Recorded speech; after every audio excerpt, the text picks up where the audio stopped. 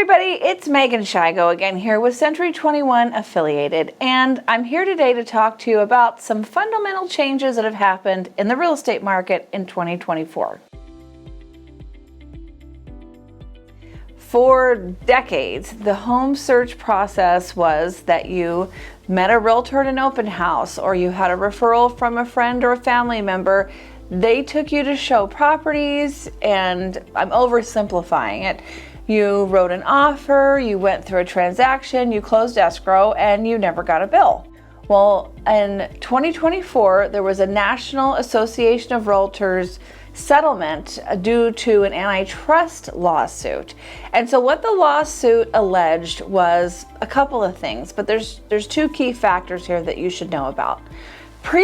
Going back in history before this settlement, when an agent took a listing, they would list it for, let's say, 5% or 6%. And that would be the listing agent. Then there would be a buyer's agent, and the agent would agree to share their commission with the buyer's agent. So the broker who's getting paid 5 to 6% is now sharing their commission with the buyer's agent from probably any brokerage would be fine. And it's sort of like a finder's fee. It's compensation for bringing the buyer and successfully closing a transaction. So how they advertise the fees that they would pay to the buyer's agent is through the MLS. That's the multiple listing service or system. And the MLS would have advertised buyer's agent compensation. Now, what the antitrust lawsuit brought up a concern was that if the buyer's agents were being offered different compensation for different houses, were agents steering their clients towards houses that they would get paid the most from? Well, you know, we don't like to have lawsuits and litigation and that sort of discourse in life, but sometimes it's necessary to have a conversation about how we might do things better, or over time how things evolve and technology evolves and that sort of thing. So that's why this happened. The conversation ended with a settlement, and in the MLS, no longer is the listing agent allowed to offer any sort of compensation to a buyer's agent. So then, how's a buyer's agent going to get paid? Oftentimes I hear a seller say, oh, well, this agent deserves to get paid more money than this agent, and people make a lot of assumptions about what realtors do or how much they should get paid. And it's almost like you don't know how much time and effort has gone into a client and a situation, how many houses they've looked at, how much driving there was, how many offers got accepted or didn't get accepted or got written, how many comps have been reviewed. There's a lot to it, and some situations require obviously more time than others. You know, sometimes people find a house right away, and sometimes people take years and years. And so there's not a discussion, there doesn't have to be discussion anymore between what everyone thinks everyone is worth, because the discussion is now between the seller and their listing agent, what their listing agent's compensation is going to be, and this conversation is between the buyer and the buyer's agent with what their compensation is going to be. What does that mean for you, the buyer? That means that you are going to sign an agreement with a buyer's agent before they are showing you property. It's called a buyer's representation and broker compensation agreement. I've got one here, and you can always message me if you want to look at a blank copy. And so the agreement goes over what you're looking for and what the expectations are of your realtor and what their fiduciary duties are to you. And then it also has their compensation. Now, this agreement can be exclusive or non-exclusive, and you can negotiate the compensation with your realtor directly. And what most realtors are doing, because there's a lot of nuances in this contract and rules. One of the rules is that when you, a buyer, sign a contract with a buyer's agent, that it cannot be for more than 90 days. That's a hard rule. If it's more than 90 days, then the contract would be considered probably invalid. I'm not an attorney, but that seems to be, if that's the rule, and if you mess that up, then you have really messed up your contract. Then exclusive or not exclusive contract would be, do you have an agreement with more than one buyer's agent? And that's a conversation. I mean, some agents might be okay with that, and they will go over the parameters of that. Maybe you're not just looking in Orange County, maybe you're looking in other counties, so you have multiple agents. But that's a discussion that you have to have up front. And also about compensation. You have to negotiate with your realtor what they expect to get paid for their time. I mean, how many jobs would you show up to if you didn't know how much you were going to be compensated for your time? I mean, this makes sense. While it was not lovely the way that we got here to force these agreements to be signed, this is a more professional environment, and it's for everybody's best interest. It's for the buyer's best interest, so that they understand what their realtor is obligated to do for them. And it's also for the realtor's best interest, so that they know that you're a committed client and that you are working with them to find them a home and to successfully close a transaction.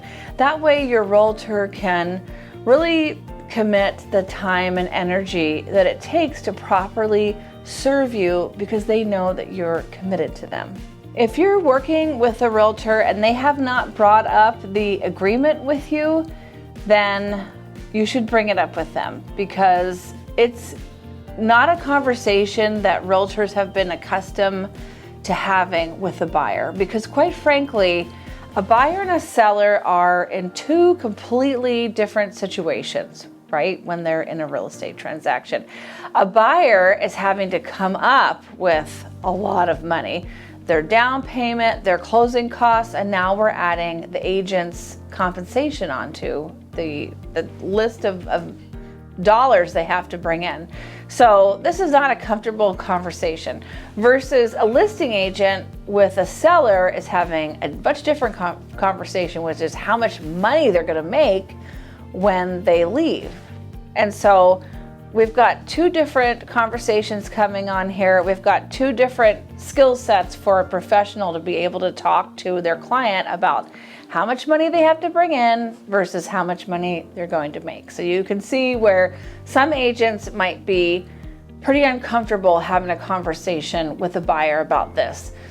But I want you to consider that when there's negotiations with a home sale, that there's a lot of uncomfortable conversations sometimes with negotiations, with just purchasing, with repairs, with concerns that come up.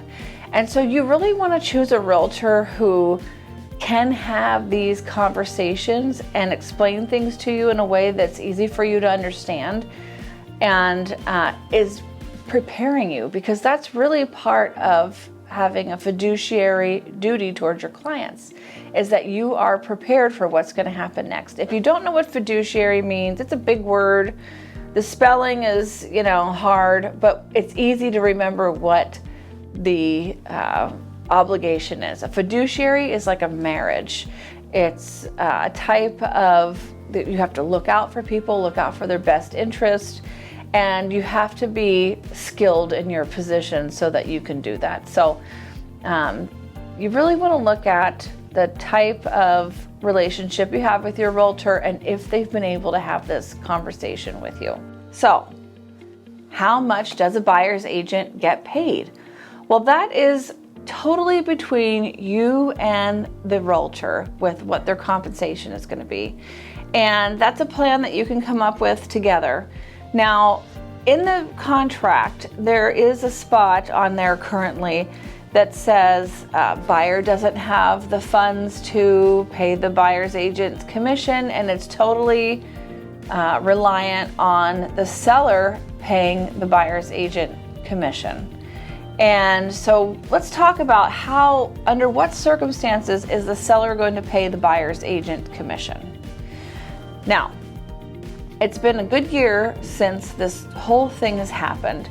And so I've probably sold, I don't know, like 40 something houses since this went down.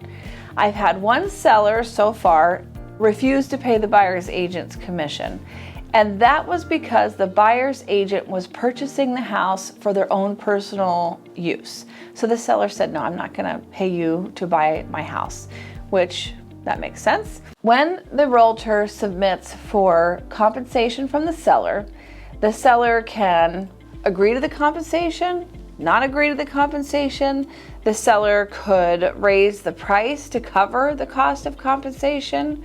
You could split the compensation with the seller. So there's lots of different ways to take care of the compensation with negotiations. But the most common way is that I've seen so far, even in the market that we're in, and it all depends what market we're in, is that the seller is paying the compensation for the realtor with a higher sales price to cover the compensation. So when is the compensation due? Well, that's also a discussion that you have with your realtor. 99.9% of times, I don't know the other 10% of times what people are doing, but compensation is due at the close of escrow when the job is over. Then the escrow company would pay the realtors from the pot of money that is in escrow to pay off the seller's loan, pay the seller, pay the loan officer, pay the realtor, pay the escrow company, the title company. And so usually by the time escrow closes, everybody is paid up and free to move on. So what's the best way to choose a realtor? I mean, this relationship has gone to the status complicated, right? It's not so easy anymore because you're just not stumbling into a realtor and surprise, they're your realtor now. So I would say the best way to find a realtor to work with as your buyer's agent is to ask around to your friends, family, coworkers, see if they had an experience with somebody who was extraordinary and they felt like they did a really good job. And look online, look for someone that has a lot of reviews, read the reviews, see what people liked about them and what they thought were their strengths. Be sure you know who you're working with. Sometimes when you go to a team of realtors that you might not have the same realtor all the time, they might sort of share you around, which might be really convenient for your schedule, but maybe you prefer to just deal with one person. I know there's realtors that specialize specifically in different areas. Typically, realtors are pretty competent, in their area and within about an hour out of their area.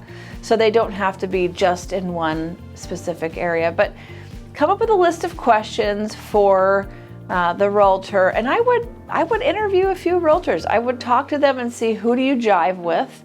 And so this process of signing up with a realtor should be the initial interview with questions, someone you've carefully selected out of the things that the different ways to choose a realtor that we just reviewed.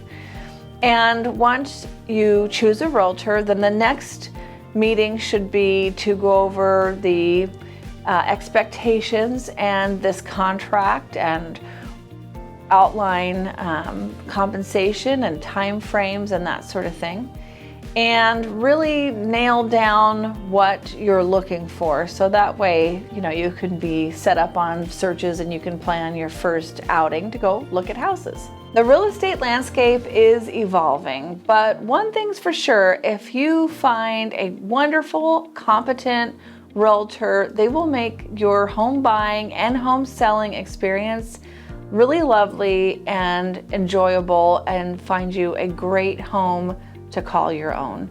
So if you have any questions, always feel free to reach out to me. If you want to see a copy of this agreement or learn more about it, I'm always available for you, or contact your local realtor.